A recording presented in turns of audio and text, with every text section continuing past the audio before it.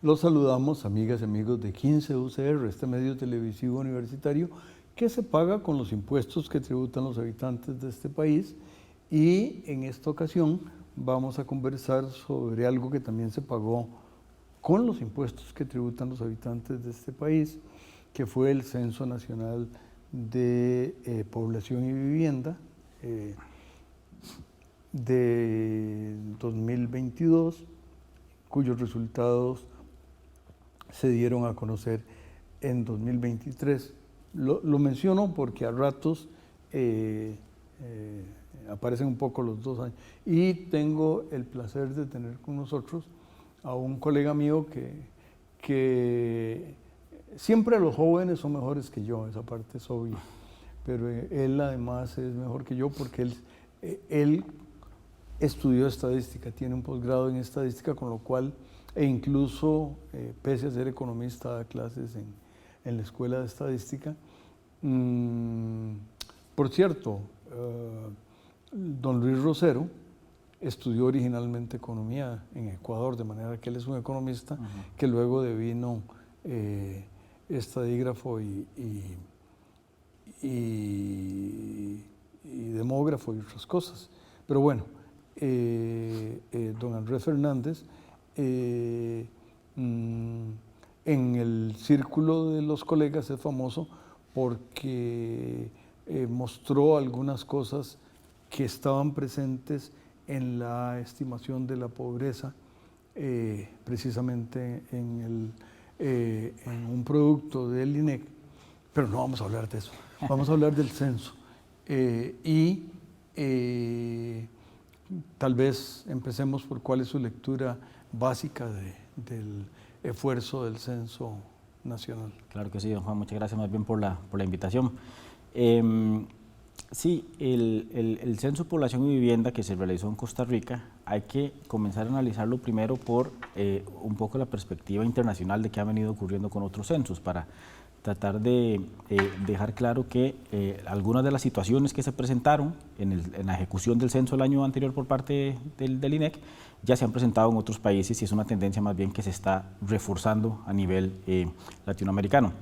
¿Y qué quiero decir con esto? Bueno, un censo de población, para los que nos ven y nos escuchan, es básicamente el conteo de las personas que están en todo el país, la planificación. Por cierto, ese es un tema importante. Cuando ocurre una encuesta, es como una lotería, y entonces algunas casas, sobre todo las que son presenciales, tocan la puerta. En cambio, en el censo todas las puertas se deben tocar. Entonces, esa es una distinción importante que de alguna manera se da. Claro que sí. En Costa Rica hay aproximadamente 1.600.000 viviendas en todo el país que el INEC tiene registradas, sabe dónde están ubicadas, y cada vez que se hace una encuesta, como usted decía, la muestra es de incluso menos del 1% del total de las viviendas del país. El censo es completamente distinto. En el censo lo que ocupamos es ir a todas y cada una de las viviendas para contabilizar a las personas que hay ahí, indagar un poco de las características de los grupos familiares que las integran, y finalmente poder actualizar los mapas cartográficos y las estimaciones de población que hay en Costa Rica. Perdón, y si mi memoria no me engaña, el censo no es solo de, comillas, gente, sino de ladrillos también. ¿Qué quiero decir con eso? Por lo menos antes, y no estoy seguro, no recuerdo cuando me visitaron para este censo, las paredes, si las paredes eran de cemento, o eran de madera, o eran de adobe, o cualquier otra cosa, antes en los censos anteriores salía, no estoy seguro si en este aparecía. Sí, el instrumento del censo, ya el formulario que se aplica a las viviendas que se visitan, tiene una serie de preguntas para tratar de averiguar características sociodemográficas de la población. La mayoría sí están relacionadas con características de la vivienda: el estado del techo, el estado del piso, materiales de construcción, acceso a internet, acceso a computadoras en las viviendas, y por supuesto las características del propio grupo familiar, como la edad, el nivel educativo, quién es el jefe de familia, cuál es la relación de parentesco con los demás. Entonces sí, el instrumento tiene varias características que recolectan y que además fueron diseñadas para poder dar cumplimiento a la estimación de indicadores que son importantes para el país, como por ejemplo el nuevo índice de pobreza multidimensional. Ya no tan nuevo, se publicó en el 2015, pero esta es la primera vez que un censo incluye todas las variables necesarias para estimar la pobreza multidimensional con un censo y ya no con una encuesta. Aprovechando todo lo que usted sabe, tanto de economía como de estadística, ¿en qué es diferente el concepto de pobreza multidimensional del nivel de pobreza por línea de ingreso? Claro. Porque a veces, y tienen toda la razón las gentes de confundirlos porque no los explicamos por supuesto. Lo suficiente. Por supuesto, no. Desde la década de los 70 la mayoría de los países utilizan la medición unidimensional de ingreso. Y unidimensional quiere decir que es la única variable que se recolecta para tratar de clasificar pobreza. Y es básicamente indagar cuál es el nivel de ingreso que hay en un grupo familiar, el jefe de familia, su cónyuge si tiene, los hijos si trabajan, el ingreso sumado, dividido por la población para calcular el ingreso per cápita y con eso ver si están por debajo o por encima de un cierto umbral, que hoy andan cerca de los 130.000 colones, por ejemplo, en zona urbana. Es decir, que si el ingreso per cápita de un hogar es menor a 130.000 colones, el hogar se clasifica en pobreza y si está por encima de 130.000, pues no está en condición de pobreza. Entonces, Costa Rica ha usado ese indicador desde los 80s y hasta el día de hoy. Pero en el 2015 introdujo una nueva medición que ha sido propuesta por la Universidad de Oxford, que es la de pobreza multidimensional, y esta al contrario no se basa en una única variable, sino en 20 indicadores distintos que lo que tratan de aproximar son carencias. Carencias en educación, carencias en salud, carencias en vivienda, en trabajo, mercado laboral y en protección social. Entonces es multidimensional precisamente porque es la conjunción de distintos factores, 20 indicadores en total, y se considera que un hogar es pobre si tiene carencia en por lo menos 4 de esos 20 indicadores. Entonces son totalmente distintos, porque el primero es dinero, es ingreso y es ver si el dinero alcanza o no alcanza para comprar una canasta básica representativa, y el segundo es más bien si el hogar carece de capacidades para la generación de capacidades futuras que pueden tener los jóvenes, los niños que estudian en los hogares y también los miembros productivos de la familia. Entonces son distintas, son complementarias. Aproximadamente la mitad de los que están acá pobres también están acá pobres, es la mitad, pero si lo sumamos ambos, la pobreza en Costa Rica supera el 35%. Gracias. Perdón, lo interrumpí por ese lado, claro. Pero entonces una de las características evidentemente es que la pobreza multidimensional está presente. Sí, muy importante, porque el censo anterior, que se ejecutó en el año 2011, pues todavía no incluía este concepto, que el país lo empezó a utilizar en el 2015, y ya para este sí lo incluye, y son una serie de indicadores bastante ricos para el análisis de las carencias que hay en los distintos hogares. Pero le decía al inicio que hay otros países Tal vez antes de los otros países, don Andrés, pidámosle al canal que nos vuelva a invitar. Adelante.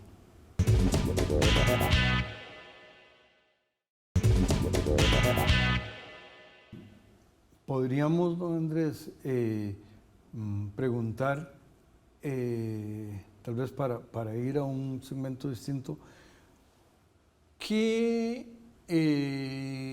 podría haber, y quitemos la parte de estadística de su posgrado, qué podría haber un economista en el censo y en particular en este, que tuvo las características particulares. Perdón, íbamos más bien a ver cómo y me corrijo, cómo se compara con otros censos en la región. Sí, iba a mencionar dos casos particulares ya para entrar a lo que sucedió en Costa Rica. Colombia en el año 2018 realizó su último censo, estaba planificado para hacerse en 3 meses, el periodo censal terminó extendiéndose hasta 10 meses porque tuvo muchos problemas, falta de personal entrevistador, cuesta mucho a veces contratarlos, carencias presupuestarias, los gobiernos que no soltaban, digamos, los recursos para poder realizar la ejecución, entre varios otros. Y les pasó que cuando ya publicaron los resultados, la cobertura censal fue del 89%. O sea, no lograron contar al 11% de la población y pues salen los políticos en este país anunciando el fracaso de lo que ocurrió en el censo. Por cierto, y fue previo a la pandemia. Es correcto, 18. es correcto. Brasil ejecutó censo en el 2020, en plena pandemia.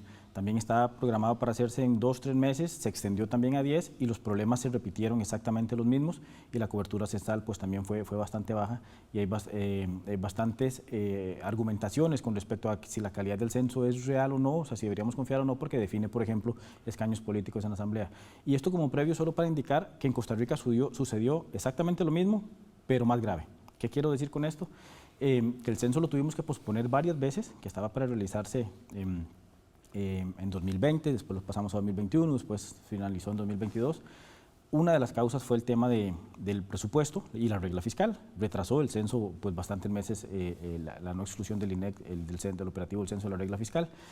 Y una de las más importantes fue que esta fue la primera vez en la historia de los censos de Costa Rica que el INEC no contó con el apoyo de los docentes del Ministerio de Educación Pública para ejecutar el trabajo en campo, que era lo usualmente tradicional, que en los distintos poblados, en los barrios, fueran los docentes que las personas ya conocían, los padres de familia, los comerciantes y demás, que iban a las casas y los visitaban y les tomaban la información. Esta fue la primera vez en que eso no ocurrió. Y entonces no solo implicó un reto logístico para el INEC sin precedentes, porque fue la primera vez que tuvieron que idear alguna forma de contratar más de 10.000 entrevistadores sin el apoyo de otra institución pública como el Ministerio de Educación, sino que además eso implicó que aumentara un poco más la desconfianza cada vez que alguien llegaba y te tocaba la puerta para decirte que iban a realizar un censo a nombre del INEC. Entre otros motivos, ¿cuál fue el resultado de esto? Que en Costa Rica la cobertura censal fue del 61%.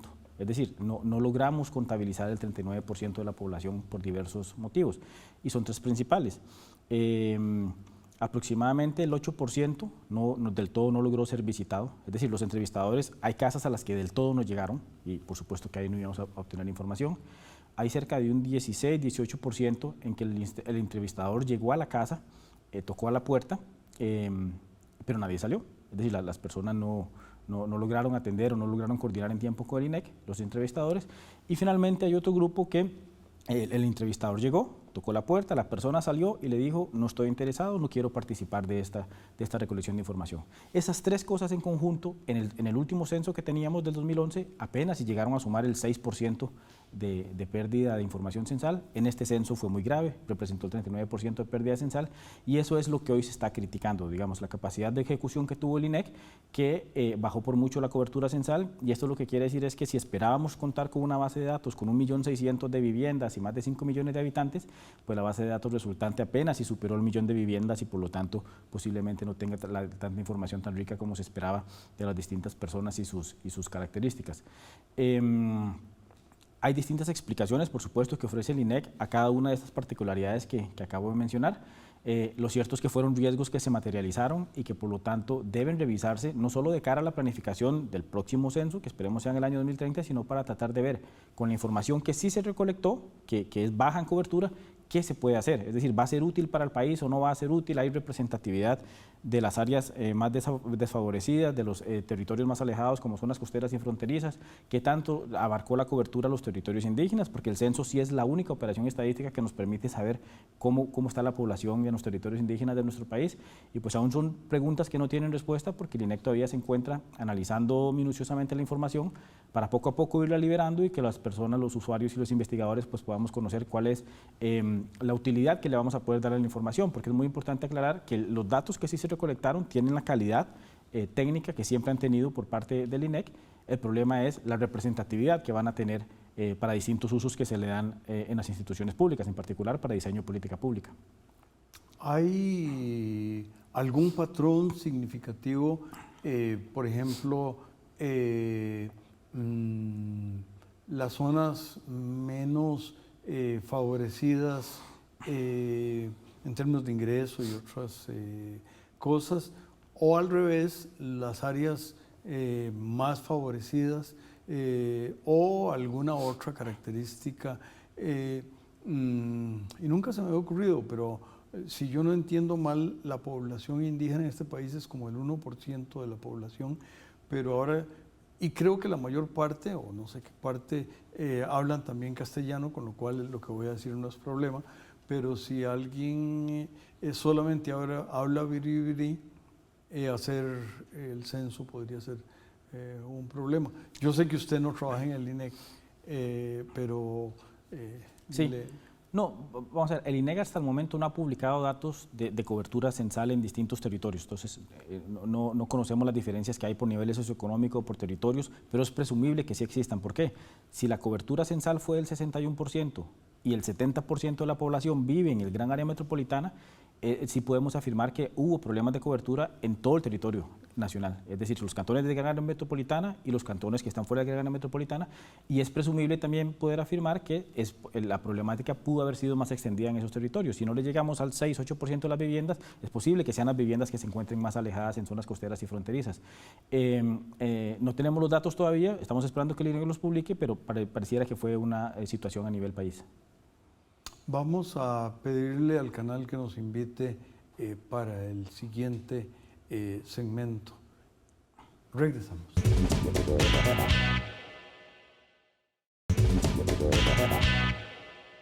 Continuamos, amigas y amigos, y yo le había atravesado a don Andrés una pregunta que luego retiré, pero ahora la voy a retomar, que es un economista que encuentra en los datos del censo y en particular en el censo más reciente 2022.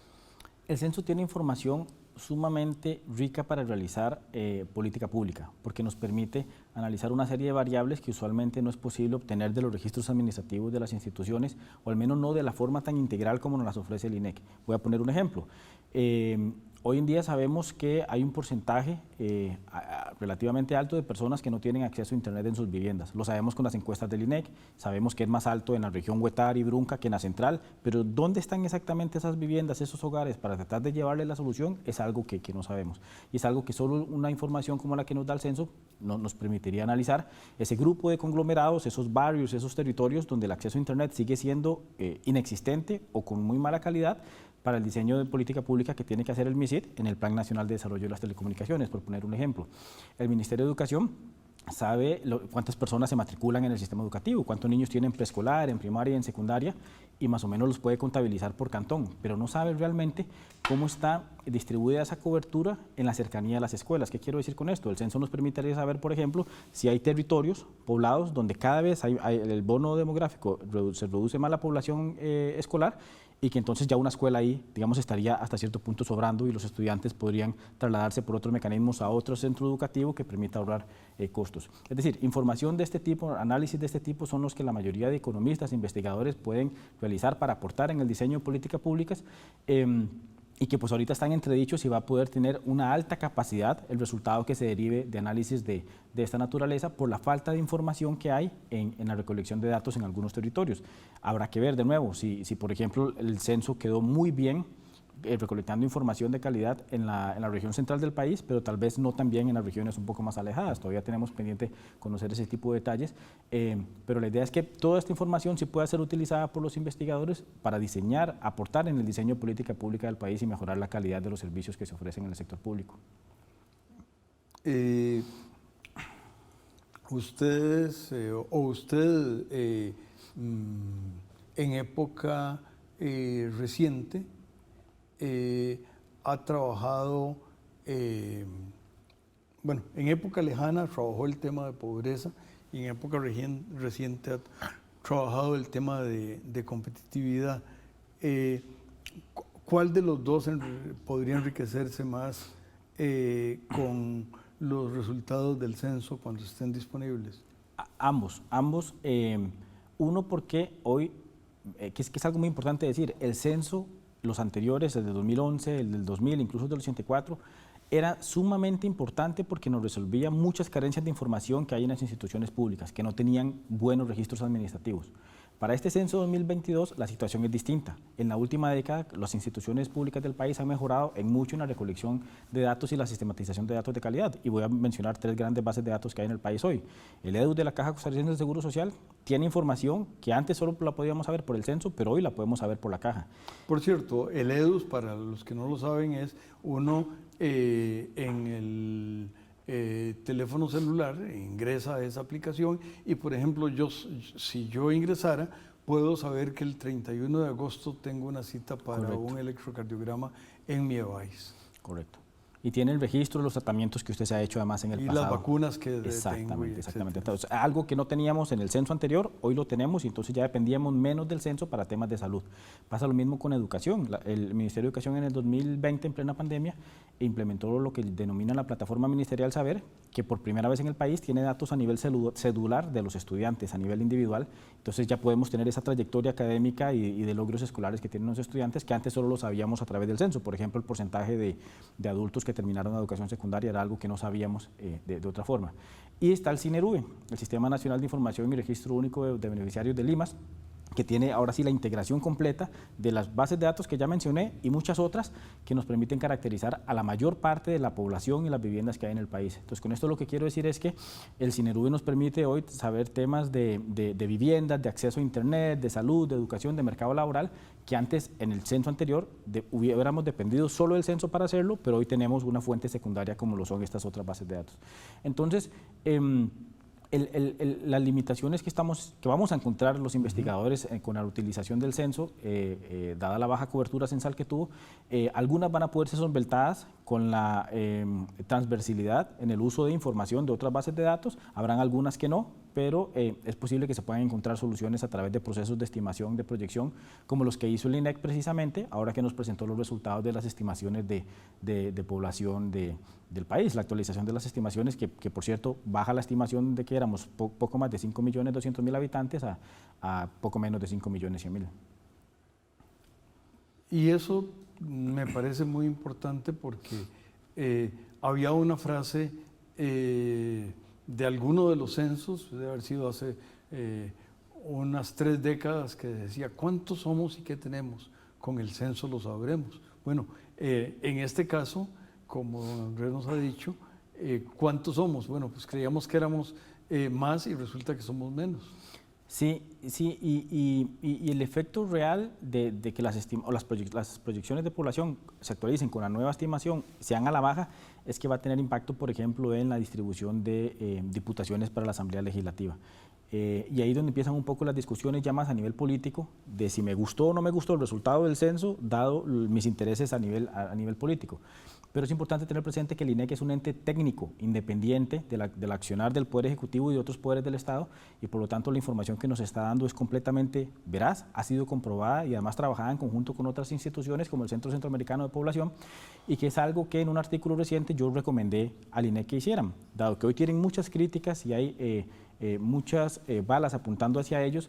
Lo bueno sería que logren conformar un grupo independiente de actores, funcionarios que no trabajen en el INEC, que puedan ayudarlos a revisar el proceso de planificación, de implementación y de análisis de los resultados del censo, para que se puedan determinar cuáles fueron las fallas que ocurrieron, si es que ocurrieron, cuáles fueron los riesgos que se materializaron y por qué, y que se presente además lo que todos estamos esperando, que es algún documento que nos indique cuál va a ser la utilidad de la información que sí se recolectó, cómo deberíamos utilizarlo dada la baja cobertura censal y qué deberíamos hacer entonces los investigadores una vez que sea pública la base de datos del censo, que hasta el momento pues no lo es.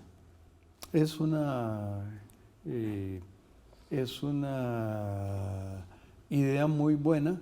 Lástima que desde Purral y otros sitios del país hubo unas críticas, y entonces cuando ocurre eso, entonces es natural que cualquiera, si la gente dice que el profesor es muy calvo, pues el profesor a la larga va a empezar a usar sombrero para que no se le note. Entonces esa actitud defensiva es lamentable, y los que criticaron, por lo menos la mayor parte, los pagamos los costarricenses. Sí. No es que no se valga, pero... No, exacto, las críticas siempre son necesarias, especialmente las críticas constructivas, porque todo proceso siempre es susceptible de mejora, y el INEC lo tiene claro. Es decir, hay una realidad, y es que hubo una muy baja cobertura censal, 61% es un Pero indicador eso muy dicho, tendremos que hablar de eso en otros temas, porque a las amigas y amigos ahora lo que tenemos que decirles es que se queden con los espléndidos programas de 15 UCR. Muchas gracias.